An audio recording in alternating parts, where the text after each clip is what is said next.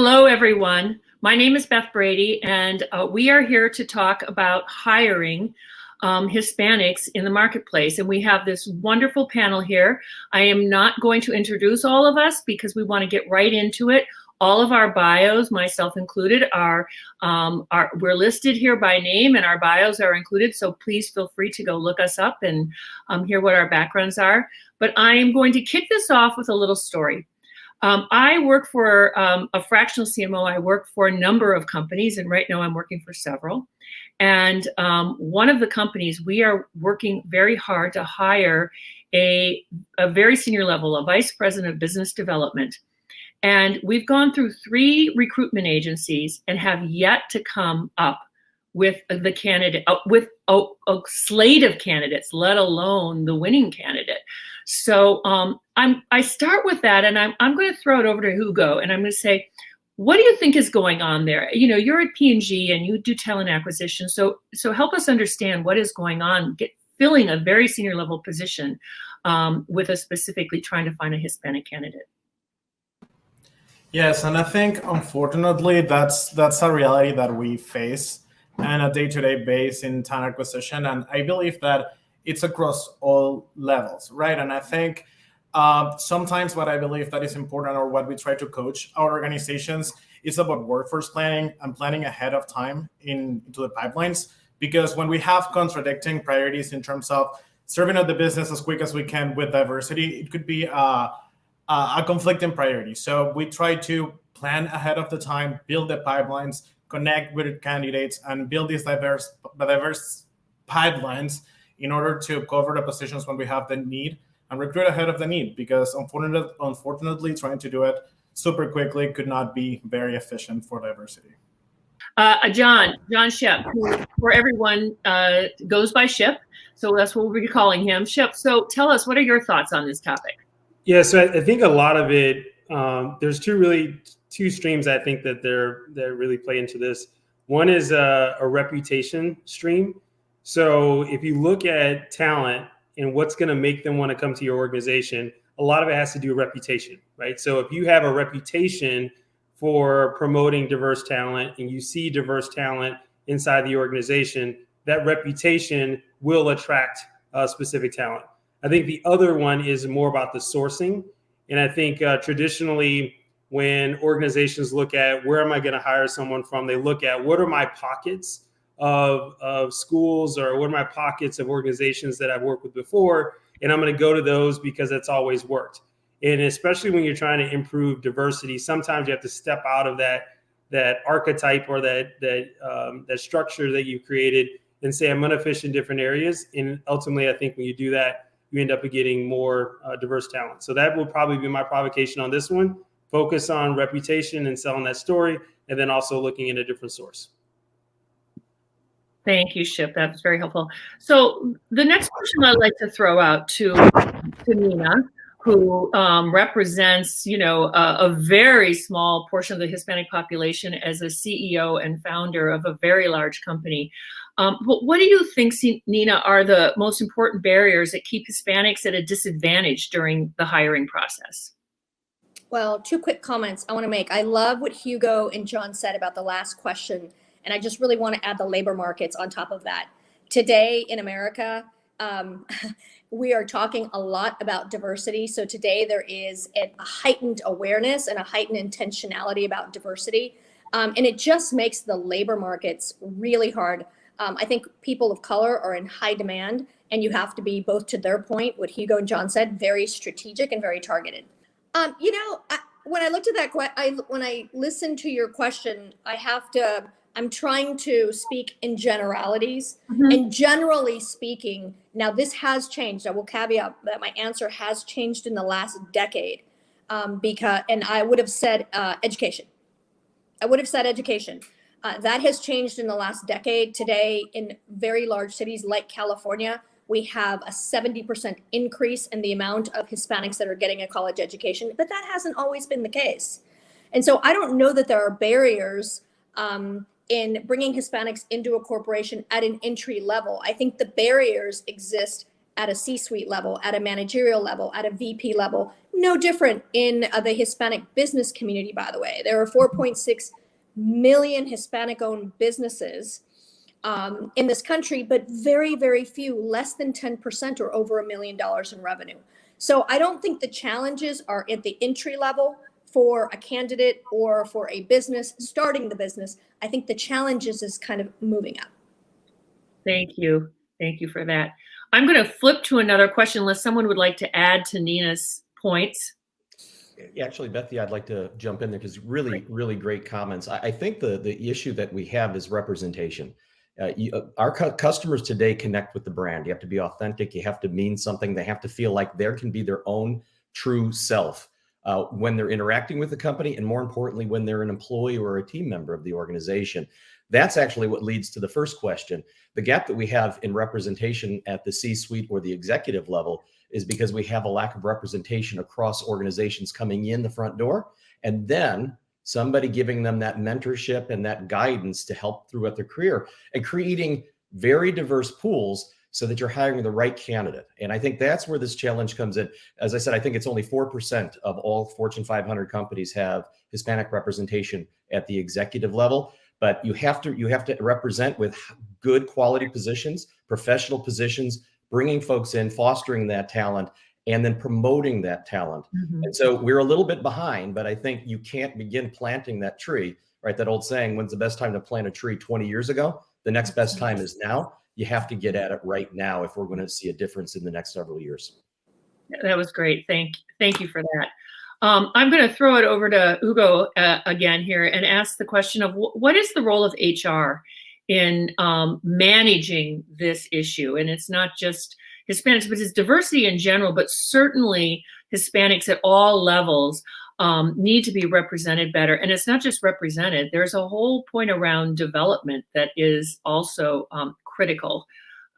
What is that role of HR?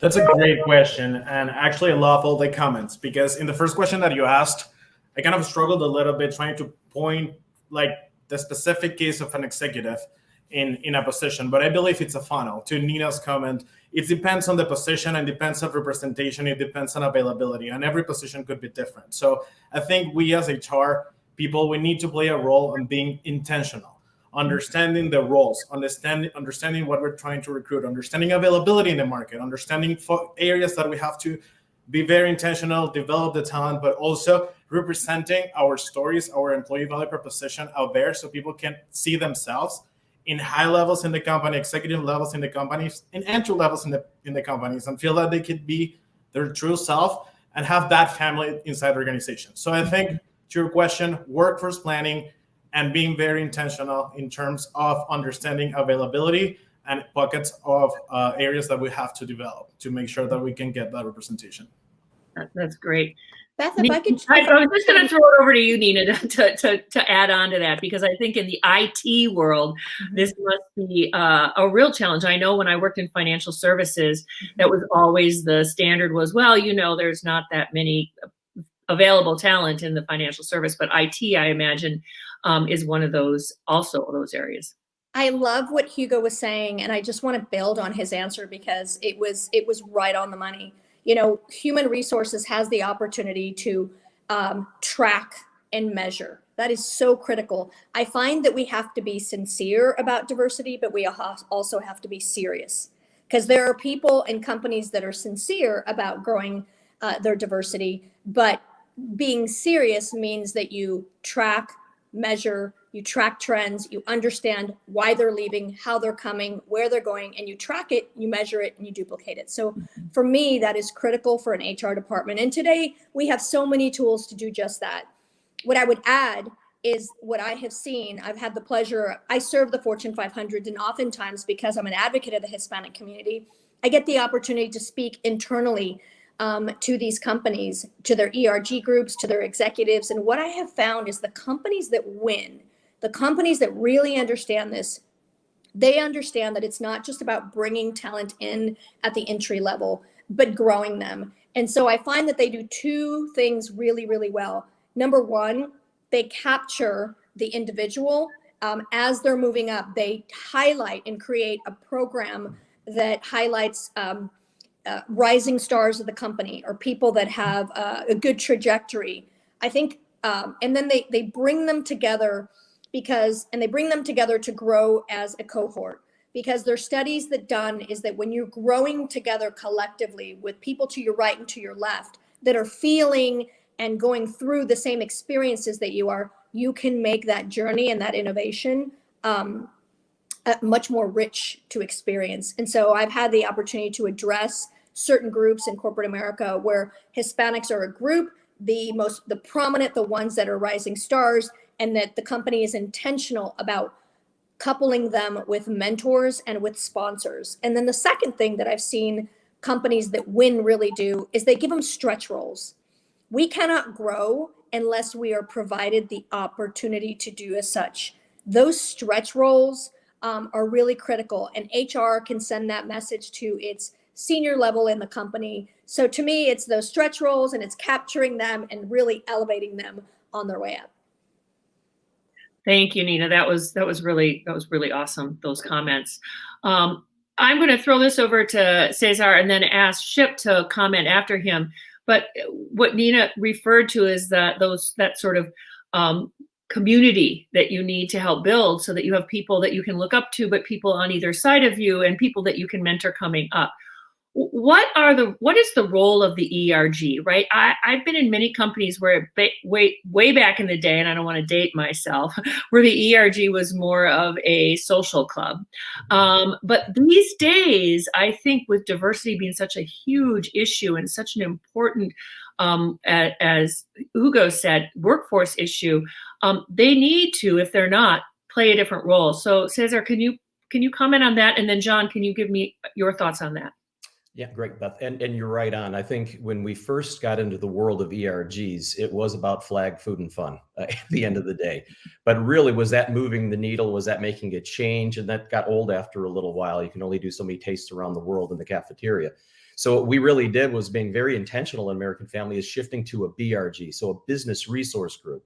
And so, for example, I'm the executive sponsor of the Hispanic Latinx BRG. And each team has a leadership to it. So we have a co-lead, we have a lead, a co-lead, and then we call them the belts, which is our BRG executive leadership team. This is helping employees build those skills to work on projects, collaborate cross-divisionally, in our case, across opcos. So they get those skills, and then they get really that exposure to executives in the organization, leading more meaningful events, doing things in the community. And actually in the Hispanic Latinx BRG, the overarching charge is, how do we get more representation into American Family? How do we partner with companies like Centro Hispano in Madison that brings us employees that are looking to get into the organization, apply their talents, working with United Way so that we can bring on folks in their hire program, and really great opportunity for our human resources partners, our people partners, because they pay the bill for 2 years. It's a carry along. And the goal there is to get them in and really have them a part of American Family, because Nina made some really great comments. We can bring Latinos into our companies, but it's keeping them is what the challenge is. If they don't feel like they belong, if they don't see that representation, you're going to go somewhere that you will. And in today's labor market, which is challenging, companies have to step up because people are voting with their feet where they like to work. And so it's really critical that those roles are meaningful in those BRGs or ERGs, as they're commonly referred to, and that they have a business purpose and they really elevate the individuals into more leadership and greater exposure for their career. Thanks, Cesar. Shipp. Yeah, I would say our approach is very similar to Cesar talked about, but the way we approach it is we say that there's really 4 areas that we want our employee resource groups to focus on. Those areas are diversity inclusion, which is more just the representation, and then what are the programs that can help elevate the people in those communities.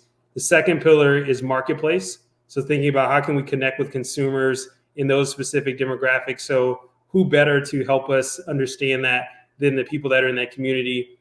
Value chain, which is more around supplier diversity. So what are the corporations or businesses, usually a little bit smaller than when we tended to work with, but what are those businesses from a procurement standpoint that we can partner with to also improve the economic empowerment of those communities?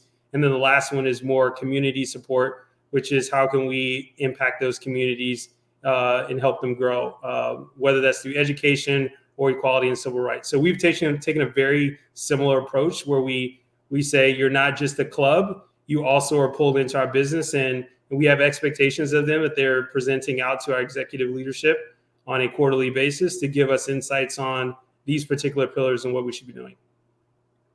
Thank you for that. That's very insightful, and I think that the whole ERG world is evolving, and those companies that are moving their ERGs to be business centered, business focused, as opposed to what we said, what was it? Flags, fun, and food. But anyway, I love that. I'm going to remember that. Those are the companies that are going to succeed. So kudos to both of your companies for doing that. I'm going to ask Hugo a question here. Can you help me understand early stage in your career versus an experienced hire? What are those factors, those differentiating factors for the two? I'm going to just give another story. I've come across so many diverse peers and colleagues of mine over time that have told stories of leaving a company at a very senior level and just having to abandon that company to go somewhere else. What do you think is at play there for those people versus people that are younger in their career? I think I would divide my answer into pillars, because the first one is from the hiring perspective, and the second one is definitely from the development perspective of these employees. So I think the hiring perspective of experienced hires and early career is completely different. The reason is because, of course, you have usually, or in companies like us, we have a bigger pool of positions in the lower levels or entry levels of the organization. But you also, because of how the generations are progressing, you have more availability in the market and the representation is higher, right? So when they get into companies like P&G, they get in to positions where they have a lot of peers, they have a lot of people to create that community, etc., that will allow them to grow in the company more like this cohort kind of perspective versus experienced hires piece. That is more on a specific position, is more isolated to hiring manager, a specific job to do in the day-to-day. And I believe in that part, if the hiring, but also development and connection and creating community, it's a little bit harder because you get into a more senior level, you don't have a cohort or a lot of peers doing a very similar job to the one that you do. And your network can be more one-on-one basis with your hiring manager or your organization. So what we have been doing in P&G, we do have a Hispanic network. They are involved in our recruiting leg too. They're interviewers, they're mentors, they're coaches, and even in the interviewing process and everything, we connect them to the community so they can build those relationships even before getting and starting in the company itself. Mm-hmm. Thank you very much. And Nina, I would love your thoughts on this question as well. I think my answer would be no different than what we've already heard, particularly when Cesar talked about and Shipp talked about creating a brand and understanding the culture. If you don't have programs and services that are helping them that they identify with, then people won't stay. If you are inviting them to have a rich experience, to be their whole selves and to grow their leadership, there is no reason to leave. And so that really is the answer, is how can the company be very intentional at every level to really attract, maintain, support, and continue to promote Hispanics in the workforce. Thank you. It's actually not that. My answer is simplistic. It's just very difficult to do. It's difficult to actually execute. Right. Beth, do you mind if I go ahead. Well? You know what? I always remember this quote from Sam Walton, the founder of Walmart. He said to his management team, "If you ever get confused, go to the store and ask the customer. They have all the money and all the answers." Right? And I think that's what this really boils down to. If we're not authentic, if we don't attract our customers and represent with our employees the customers we're trying to attract, we're going to lose this race. And if you think about it, Hispanic customers, by definition, get treated differently when they don't speak English. And so nowhere else in our society when we work, where you call in, you speak to an English-speaking care center rep, and then we transfer you to a translation service. It's inauthentic. It's a bad experience.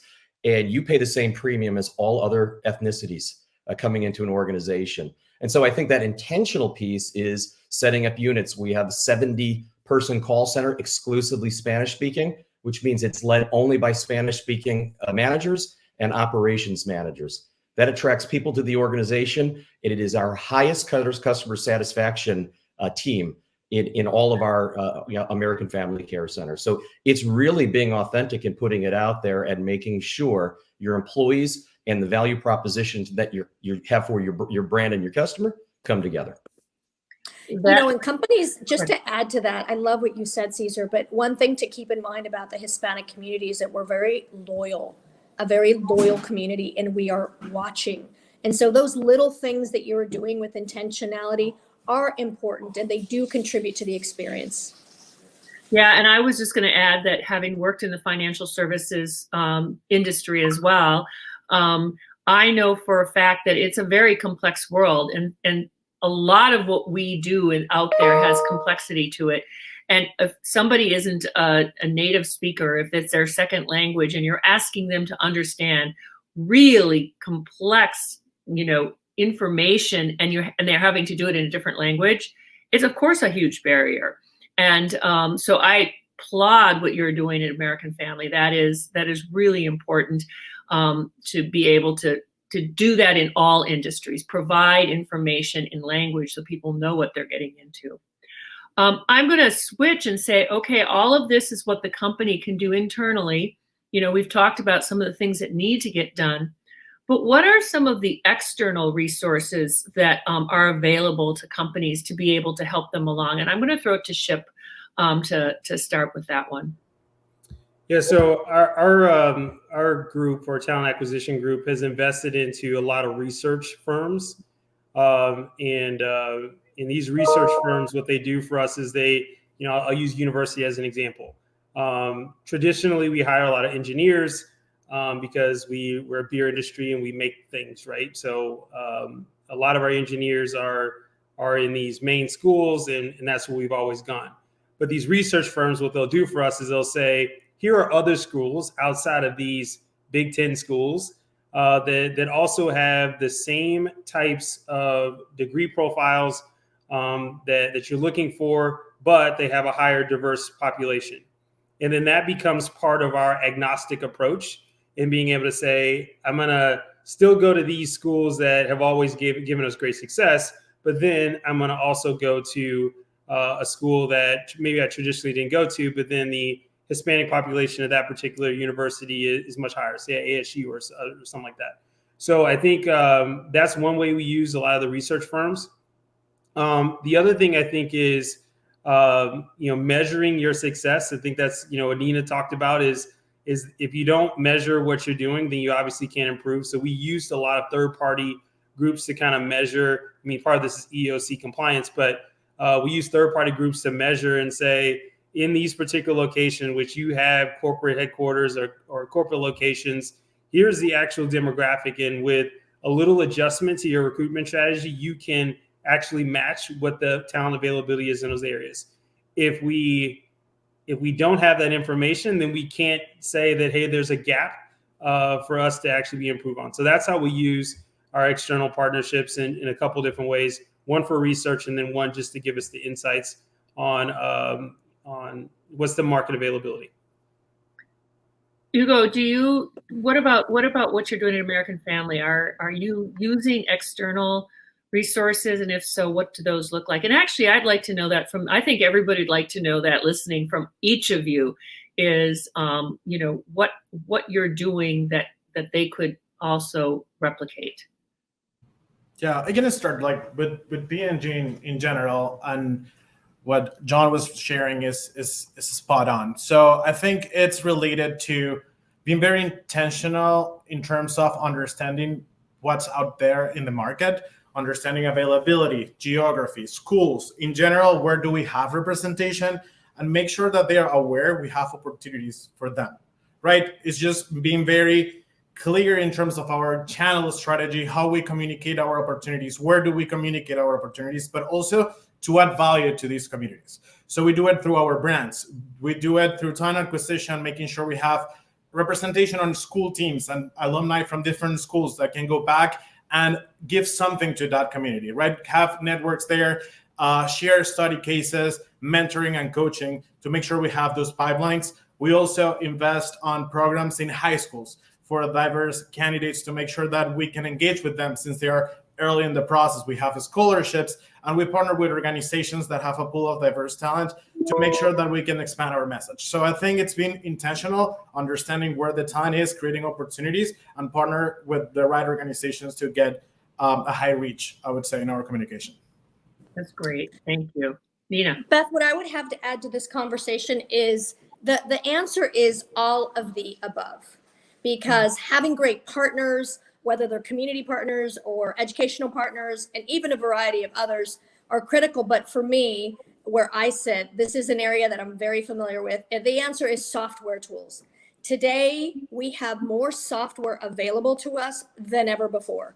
And so we have a tremendous amount of job board software, whether it's SheWork or Upwork or Glider or IPDN, and they become very sophisticated. There's a lot of AI and machine learning that are used to scrape information off our social media.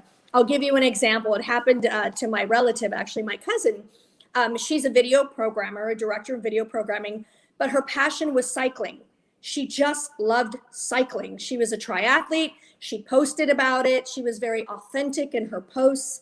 And she was approached by the competitor to Peloton because they wanted someone with her video programming experience, but that also knew and loved and are passionate about cycling. Like, they literally just scraped that off of her social media and they use that to target her specifically.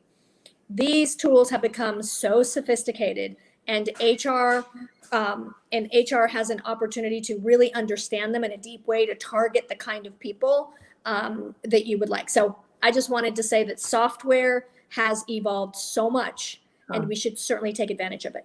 Yeah, so true. So the social media comment is dead on. I mean, if this company that I've been working with, and they have been going through recruiters and haven't been able to find anyone, my comment was, well, let's go figure out through networking where those people are. Let's go find them ourselves. And these days, to your point, Nina, that's not something that is unattainable. We don't have to rely on others. But I would say that the recruiters got to get their act together if they want to stay in business, would be my only comment. But well, it's interesting that you bring that up. There was a couple of, I think it was about a month ago, there was a Wall Street Journal article stating that recruiters are the hardest position to fill today. And I want you to know, being in the recruiting industry. Yeah. We are live, folks. So. I want you to know that being in the recruiting industry, I completely agree with that. We are hiring people left and right, particularly recruiters, and they have been challenging and more challenging to find. And we rely on the software tools, AI, and machine learning to help us target who we're looking for. Yeah. Cesar, do you want to weigh in on this one? Yeah, absolutely. I think it's. I love that, Hugo. It's intentional, right? That begins with your CEO. It begins with your president and your chairman, all the way down, because it becomes a fabric of what you do. And so, for example, you might have talent acquisition doing their own thing. You may have somebody working in community affairs. So we're very purposeful. They work in concert. Our inclusive excellence team works in concert with our Institute for Social Justice, investing in the community, investing in startup businesses, investing in Hispanic entrepreneurship. That's huge, right? Because we do know that business cannot thrive unless the community is thriving. And so I think that's a big piece of it. But then it's also arm in arm with talent acquisition. So when you're doing events in a community, when you are focusing on building the community, you now have your talent acquisition folks embedded in that exact same process. So you're reaching in places you never have before. The days of going out to Career Builder is over, right? You have to be the one seeking that talent because there's just too much out there and too many places for folks to go. You have to be authentic. It has to be the fabric of your organization, and that helps you attract folks into the organization. That's great. That's great. Thank you for that. All of those comments were wonderful. I'm gonna switch gears, and I'm going to build off of something I heard Shipp say. So this is the Hispanic Promise Summit. And so, for many of you, you probably don't know, but I was very involved early on with building the Hispanic Promise. And what it was intended to always be was to have companies be purposeful about saying, we want to move forward, we want to make a difference, and we recognize it's about these different pillars of hiring and developing and retaining talent. But as we move forward, there is this notion of measurement, right? And Shipp mentioned this. And so my question out to the panel is, how should we be measuring companies' success and their progress? It's more than just a Excel spreadsheet that has green, yellow, red for the number of people in it at each level and the number of hires, which every company does. But what are those things that need to also be looked at to be able to say, yeah, we're making progress here, we're doing better, we're measuring something that maybe isn't just about the number of people in our organization, all levels. So I'm going to throw it out and see who wants to jump in on that one. I'll take a stab first. Okay. All right. I think a lot of people know about our big brands, Budweiser, Bud Light, et cetera. And then if you start to think about the different demographics that we sell beer to, what you'll find is that other brands are important to those communities. Mm-hmm. So as an example, Chelada is super popular within the Hispanic community. And my wife is Hispanic and her whole family crushes it. I actually did not know that it was such a big thing until we started dating. And I think another measurement of success, maybe that's a little different than we typically look at, is what are the different types of consumers that you're starting to attract from a purchase standpoint because of your initiatives.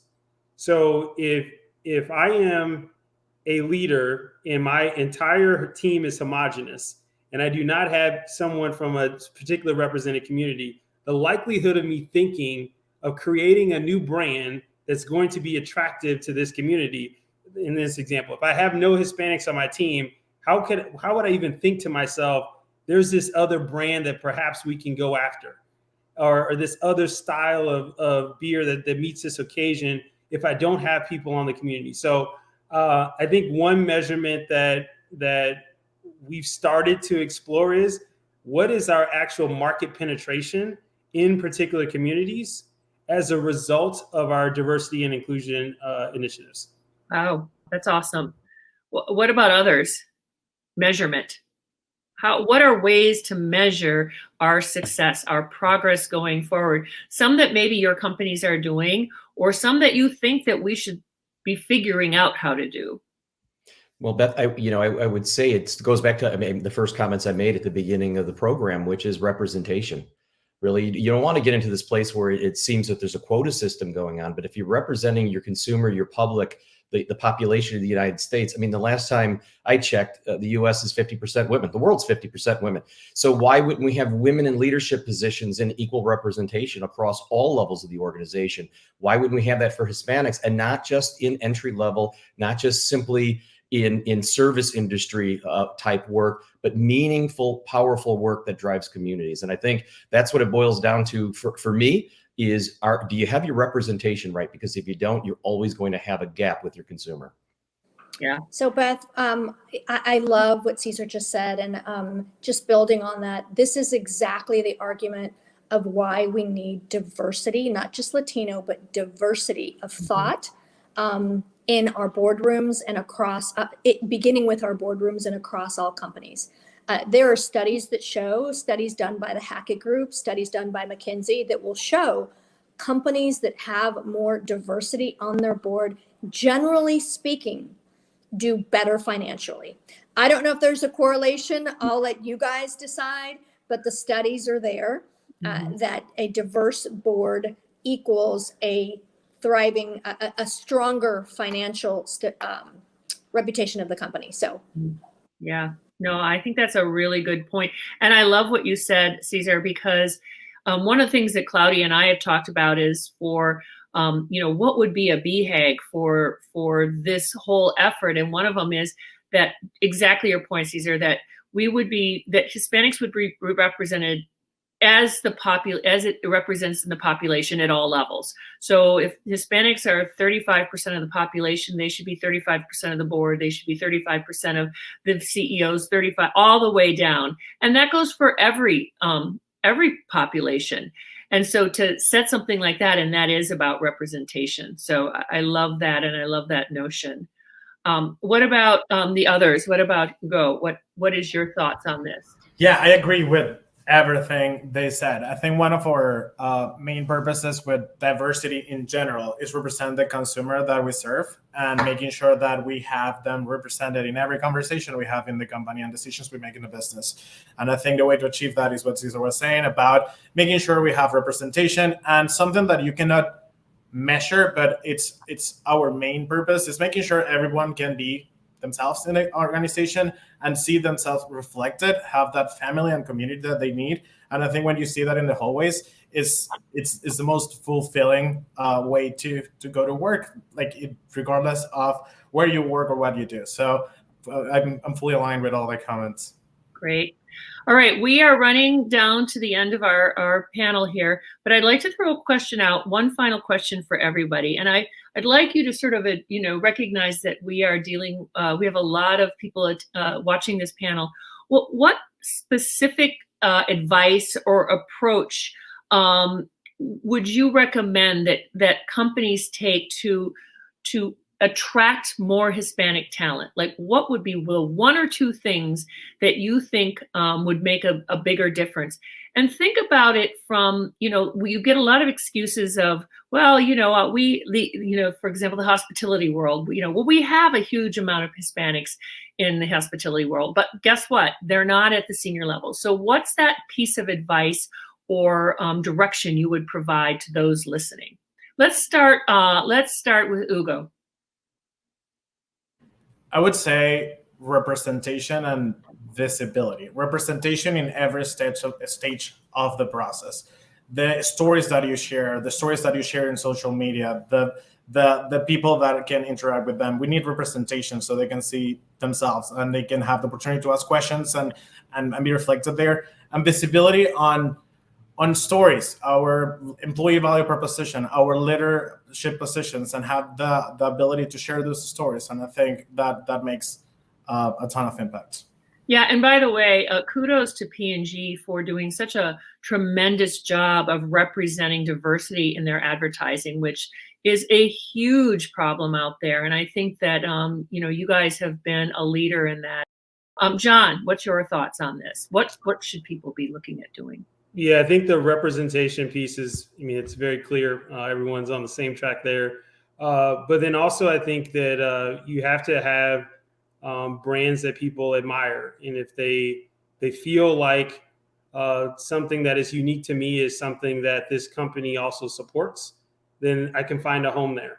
And until we ensure that we have things for everyone, brands that represent everyone, ideas that represent ideas that maybe they grew up in, commercials that represent those ideas, then we have to do that, or else people won't feel like they can make a home there. Thank you. Very good. Cesar?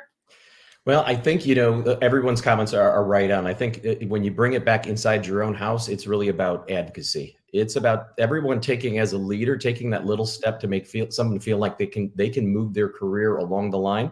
The same way in representation, maybe that I had the opportunity throughout my 23 years at American Family has had. But it's as simple as mentorship. We have a program where some of our reps can earn credits and coins, and there is an option that you can spend your rewards to have a coffee with me. And we do a virtual coffee, and I had a brand new employee about a year in, never knew anything about insurance, didn't think that she could ever be in the insurance world, and really asked me how she could get more involved, how she can grow her career. And by the time we were done, she actually said, I believe that I want to become an agency owner for American Family Insurance. And those things are really, I'm sure after this is told, I'm going to get a ton of emails from the recruiters and the sales managers in Phoenix, Arizona. But at any rate, those are the little things that make a very big difference, is making yourself available and being an advocate, because those employees refer their family and friends, not just to your company for business, but as employees. And that's how it works, especially in the Latino community. It's so influential of where they do business based on referrals and the authenticity. We get a ton of family members all across the organization simply because they believe that's a company that represents them and you can grow your career. Thank you. And we're going to close it up with Nina, your final thoughts, and then we are done here. Sure. Well, I think my colleagues did an excellent job at describing exactly what companies can do and what I have done in my own personal experience, and I can believe we can extrapolate this to companies in general, is really provide an opportunity. And it's the same answer for Hispanics than it is for African American, than it is for any human. If you provide an opportunity to work in a good culture for a purposeful company where you can see a career path, you can bring yourself, but we're social animals at the end of the day, and we look for fulfillment in our life. And so the culture of the company to me is that oxygen. It is the most valuable and the most important. It is what I have focused on in the last 25 years in the company that I run, to have a culture of fulfillment where people can see themselves fulfilled and they see a career ahead of them. So for me, it's all about culture. Great. Well, that was great closing for all of us. Thank you so much to the whole panel and all the great work that you're all doing on behalf of diversity in general and specifically Hispanic diversity. So we thank you and we look forward to connecting again on this topic down the road.